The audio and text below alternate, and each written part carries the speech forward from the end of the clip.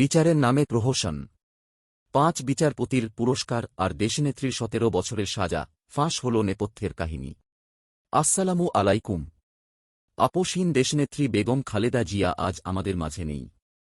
কিন্তু তাঁর এই চলে যাওয়ার পেছনে কি শুধুই বার্ধক্য আর রোগ দায়ী, নাকি দীর্ঘ ২৫ মাসের কারানির্যাতন আর রাজনৈতিক প্রতিহিংসার এক নীল নকশা কাজ করেছে? কেন আইন বিশেষজ্ঞরা বলছেন, বিচারের নামে প্রহসন করে তাঁকে মৃত্যুর দিকে ঠেলে দেওয়া হয়েছিল? আজ আমরা পর্দা উন্মোচন করব সেই অন্ধকার অধ্যায়ের। অনুসন্ধানে জানা যায়, জিয়া অরফানেজ ও চ্যারিটেবল ট্রাস্ট মামলা ছিল ইতিহাসের এক জঘন্যতম মিথ্যা মামলা। যে এতিম তহবিলের টাকা আত্মসাতের কথা বলা হয়েছিল, সেই ২ কোটি টাকা ব্যাংকে থেকে সুদে আসলে ৬ কোটি হয়েছে, অর্থাৎ একটি টাকাও আত্মসাৎ হয়নি। অথচ আইনের সুস্পষ্ট লঙ্ঘন করে ৩ বারের সাবেক এই প্রধানমন্ত্রীকে ১৭ বছরের কারাদণ্ড দেওয়া হয়। আইন বিশেষজ্ঞরা বলছেন, এই রায় ছিল সম্পূর্ণ ফরমায়েশি। তৎকালীন শেখ হাসিনা সরকারের নির্দেশে ৫ জন বিচারপতি প্রচলিত আইন অগ্রাহ্য করে এই সাজা প্রদান করেছিলেন। অভিযোগ রয়েছে, বেগম খালেদা জিয়াকে সাজা দেওয়ার পুরস্কার হিসেবে এই বিচারকদের পদোন্নতি ও উচ্চতর পদায়ন নিশ্চিত করা হয়েছিল।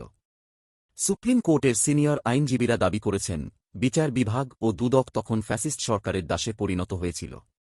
এমনকি মামলার মূল নথিপত্র ছাড়াই ভুয়া ও ঘষামাজা করা নথির ভিত্তিতে এই রায় দেওয়া হয়েছিল। সবচেয়ে ভয়ঙ্কর অভিযোগ তুলেছেন চিকিৎসক ও দলীয় নেতারা। তারা বলছেন, দীর্ঘ ২৫ মাসের নির্জন কারাবাসে খালেদা জিয়াকে উপযুক্ত চিকিৎসা দেওয়া হয়নি। এমনকি কারাগারে তাঁকে স্লো পয়জনিং বা ধীরগতির বিষ প্রয়োগ করা হয়েছিল বলেও অভিযোগ উঠেছে। সুপ্রিম কোর্ট আইনজীবী সমিতির সভাপতি ব্যারিস্টার মাহবুব উদ্দিন খোকন স্পষ্ট জানিয়েছেন, শেখ হাসিনা ব্যক্তিগত জিঘাংসা চরিতার্থ করতেই খালেদা জিয়াকে তিলে তিলে মৃত্যুর দিকে ঠেলে দিয়েছেন।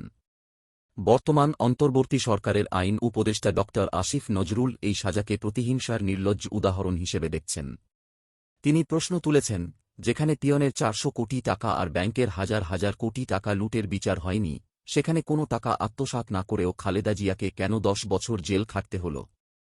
বিচারকের আসনে বসে যারা অবিচার করেছেন এবং রাজনৈতিক প্রতিহিংসা পূরণ করতে একটি জীবনকে বিপন্ন করেছেন, তাদের কি আজ বিচারের আওতায় আনা উচিত নয়? ইতিহাসের কাঠগড়ায় আজ অনেক প্রশ্ন। বেগম খালেদা জিয়ার ওপর হওয়া এই অবিচার নিয়ে আপনার মতামত কমেন্টে জানান। প্রিয় নেত্রীর আত্মার মাগফিরাত কামনায় আমাদের সাথে থাকুন। আল্লাহ হাফেজ।